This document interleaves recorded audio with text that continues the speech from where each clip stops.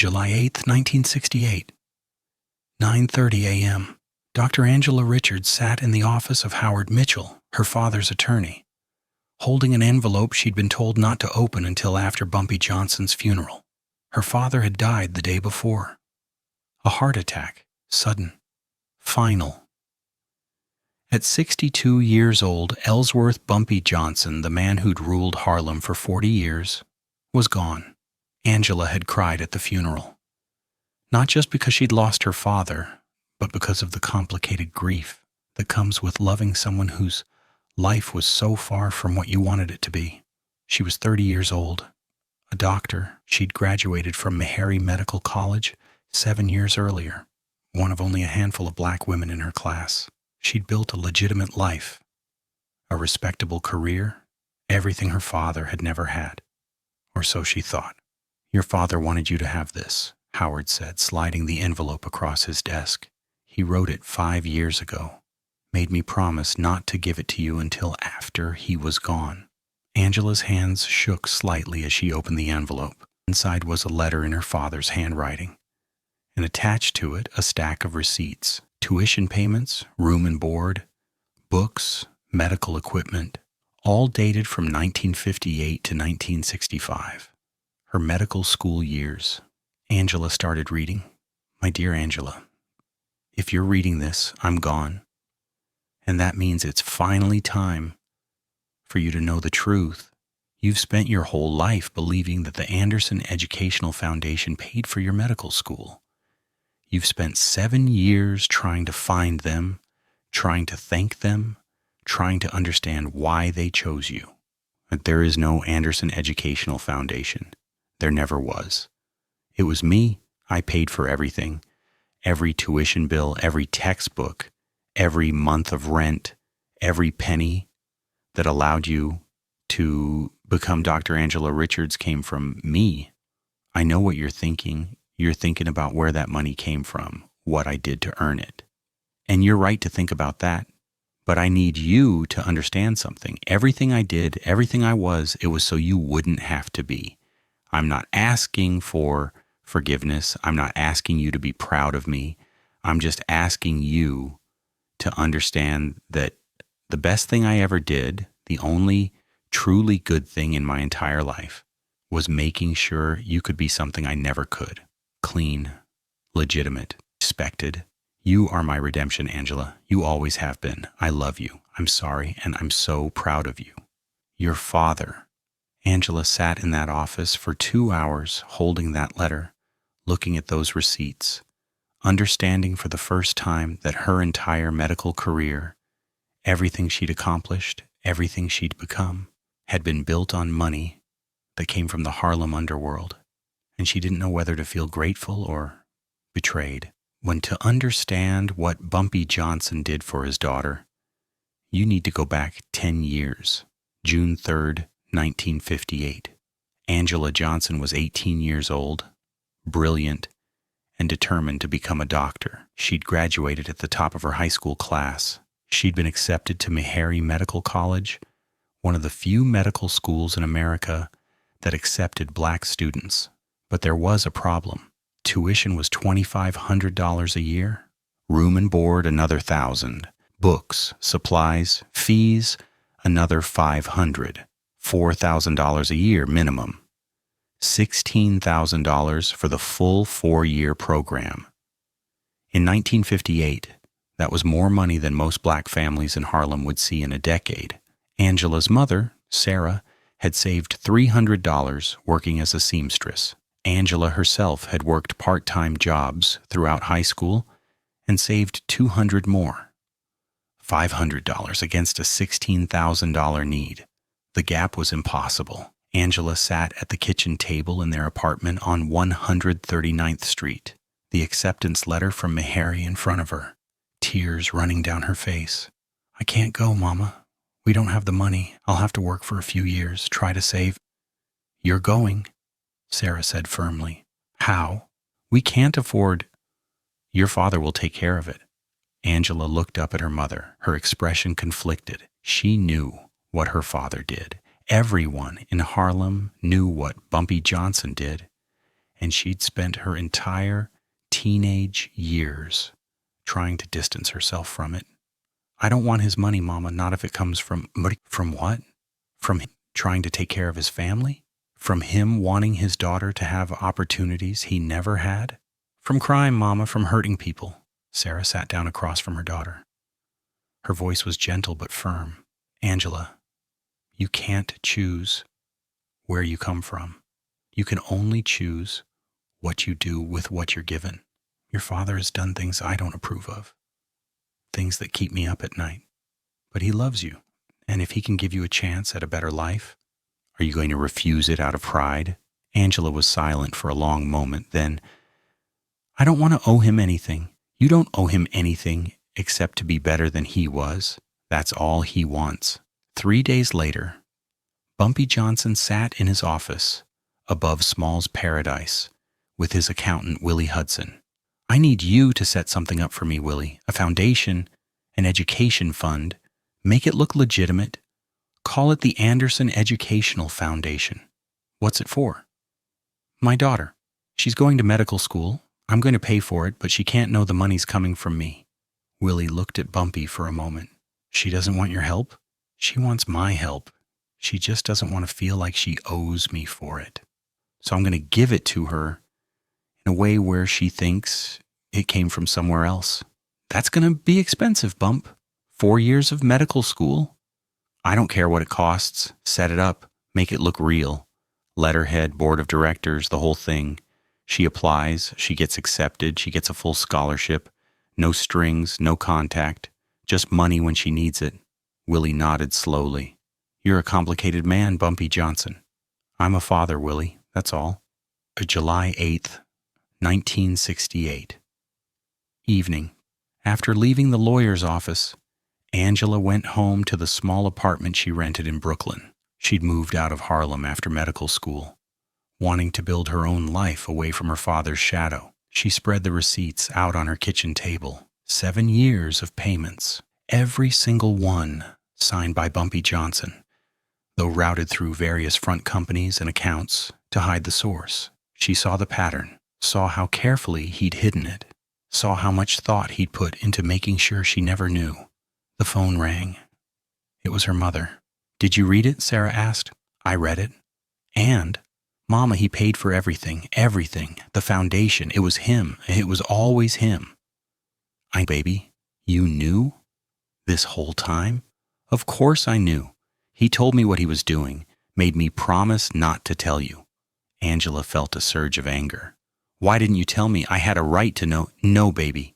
You had a right not to know. You had a right to go to medical school without feeling like every achievement was tainted. Your father understood that. He wanted you to feel like you'd earned it on your own merit. But I didn't earn it on my own. He paid for it with... Angela stopped, unable to finish the sentence. With money from his operations. Yes. But Angela, listen to me. That money was going to be spent somewhere. Your father could have spent it on himself, on cars, on jewelry, on women, on any of the things men like him spend money on. Instead, he spent it on you, on giving you a future. Does that make it clean? No. But does it make it meaningless? Also no. Angela sat in silence, the letter in her hands. What Angela didn't know, what she wouldn't learn until much later, was what her father had given up to pay for her education. Between 1958 and 1965, Bumpy Johnson sold off properties. He turned down lucrative opportunities. He lived more modestly than he had in years. According to those close to him, Bumpy had owned a building in Sugar Hill worth $40,000. He sold it in 1959 for $30,000, a loss, because he needed the cash for Angela's first-year tuition. He'd been offered a partnership in a nightclub that would have generated $5,000 a month in profit. He turned it down because it would have required his full attention during the years Angela was in school, and he wanted to be available in case she needed him. Illinois Gordon, Bumpy's closest associate, reportedly asked him once, "Bump, why are you living like this? You're making good money. Why not spend some of it on yourself?" Bumpy's answer, "Because I got something more important to spend it on." What's that? The future. In 1961, Angela's second year, there was a cash flow problem. A shipment got seized. Income dried up for 2 months. Bumpy's accountant told him they might not be able to make the tuition payment on time. Bumpy mortgaged his own apartment to cover it. "Mr. Johnson, that's your home," Willie protested. "I'll make it back. But Angela's tuition gets paid, on time, no matter what." He made it back. He always made it back. But for 7 years, every major financial decision Bumpy Johnson made was filtered through one question: will this affect Angela's schooling? And if the answer was yes, he didn't do it. July 10th, 1968. 2 days after Bumpy's death, Angela visited her mother at the old apartment. "I need to understand, Mama, why did he do it this way? Why the secret foundation? Why not just tell me?" Sarah poured them both tea and sat down across from Angela. "Because he knew you. He knew that if you knew the money came from him, from his operations, you'd refuse it. Your pride would have made you walk away from medical school rather than accept what you saw as dirty money. Maybe I should have. And then what? You'd be working as a secretary somewhere, as a nurse's aide, wasting that brilliant mind because you were too proud to accept help. It's not about pride, Mama, it's about principle. I became a doctor to help people. How can I help people when my entire education was funded by hurting people?" Sarah's voice became sharp. "Your father didn't hurt innocent people, Angela. He ran numbers. He provided services the people wanted. Was it illegal? Yes. Was it the same as robbing old ladies or selling drugs to children? No. Your father had a code that still involved crime, kept his neighborhood safe, a code that protected his community, a code that said his daughter deserved better than he had. You don't have to approve of everything he did, but you need to understand that he did it for you." Angela was quiet for a long moment. Then, "He wrote in the letter that I'm his redemption, but Mama, I don't want to be anyone's redemption. I want to be my own person." "You are your own person. You became a doctor. You earned that degree. Yes, he paid the bills, but he didn't take your exams. He didn't study for you. He didn't make you brilliant. He just removed the obstacles that would have stopped you from showing how brilliant you are." Sarah reached across the table and took Angela's hand. "Your father did a lot of things wrong in his life. He knew that. But you, Angela, you were the one thing he got right, and you don't have to forgive him for everything else.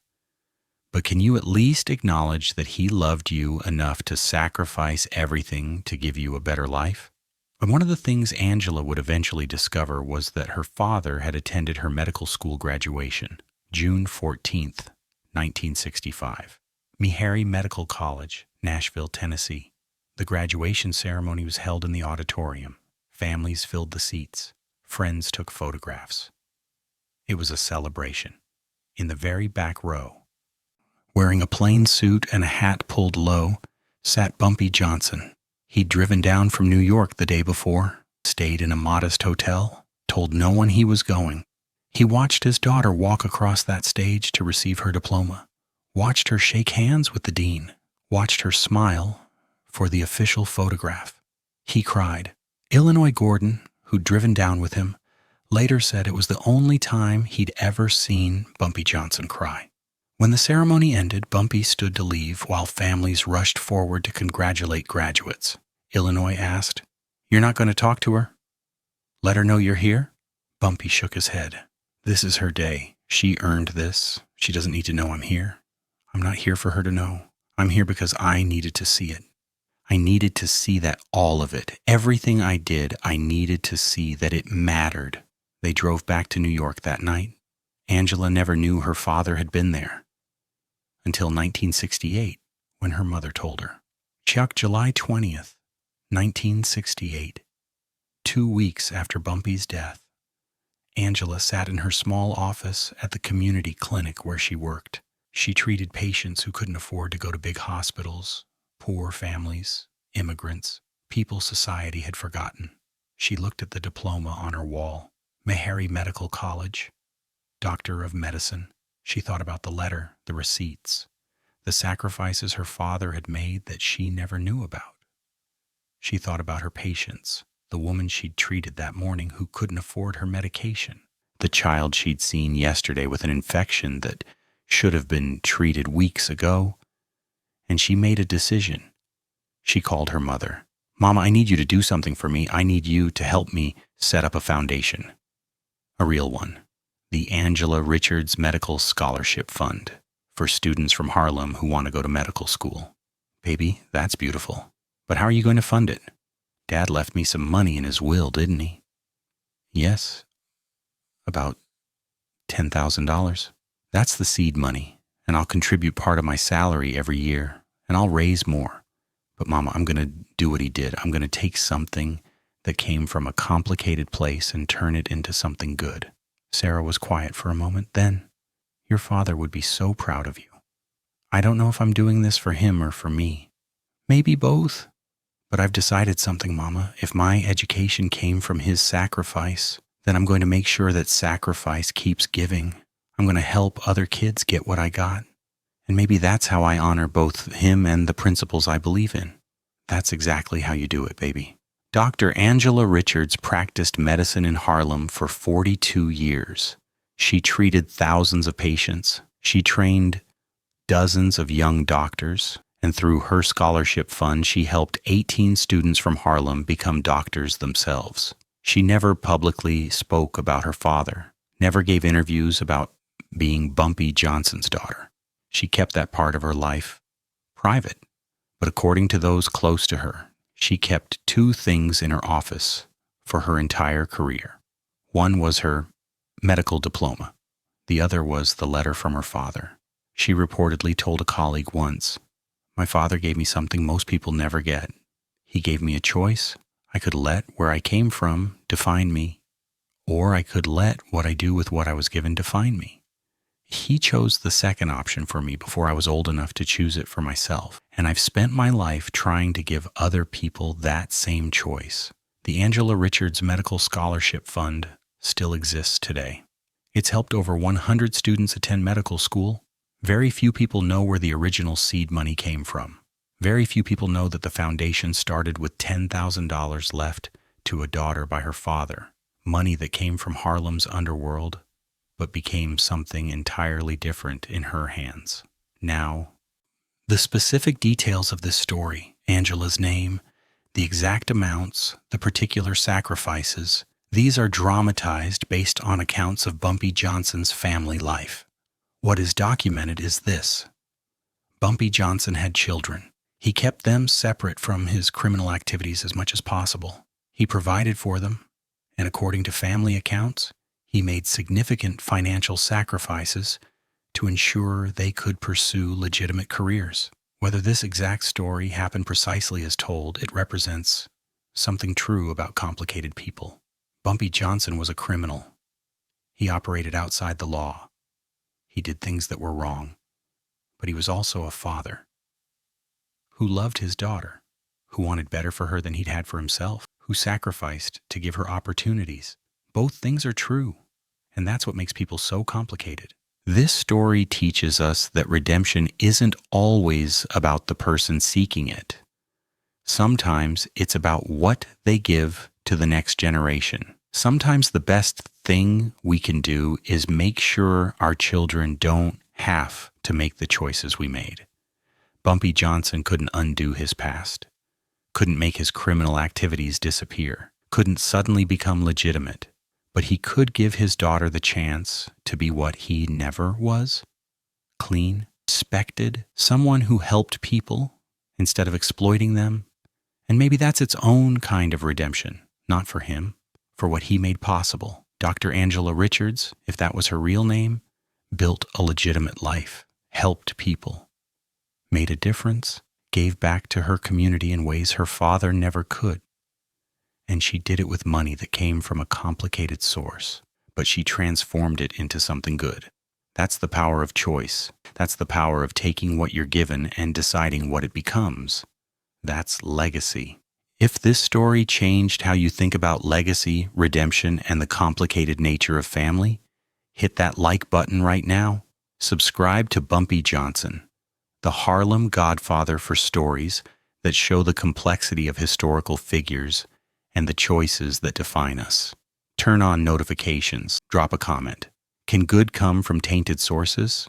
What does this story teach you about redemption and sacrifice? Remember, we don't get to choose where we come from, but we do get to choose what we do with what we're given. This is Bumpy Johnson, the Harlem Godfather, and we're just getting started.